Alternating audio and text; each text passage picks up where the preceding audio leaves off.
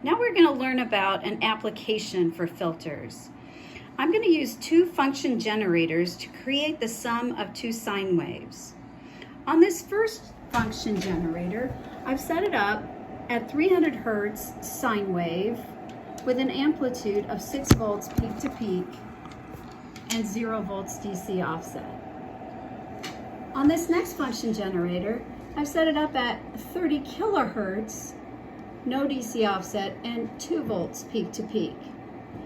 These two function generators are in the input of this channel 1 oscilloscope where they're added together and they create this noisy looking sine wave. If you'll notice, it looks like the frequency of the sine wave is 300 Hertz, but inside the sine wave you've got that 30 kilohertz, 2 volt peak to peak noise. We're going to try to get rid of the high frequency noise by designing a low pass filter. If we want to reduce the 30 kilohertz signal and just leave that 300 hertz signal unchanged, we could set our corner frequency to 3 kilohertz. That will make sure that the 300 hertz is still passed while eliminating the 30 kilohertz. This is a low pass filter. A low pass filter can be made with a resistor and a capacitor. The corner frequency can be set using the equation corner frequency equal to 1 over 2 pi RC, and we're going to set that equal to 3 kilohertz. So the RC time constant has to be 5.3 times 10 to the minus 5 seconds.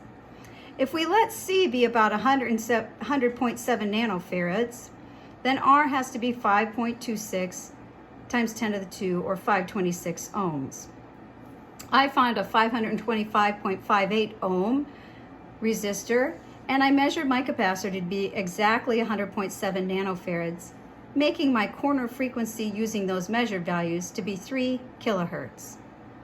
Now if I go back and I created my circuit here, and now I'm going to enter that input voltage into this circuit, and let's look at channel 2, the output across that capacitor.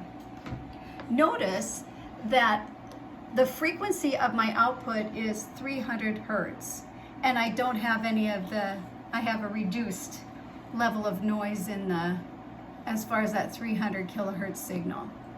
And the peak to peak voltage is 6 volts here.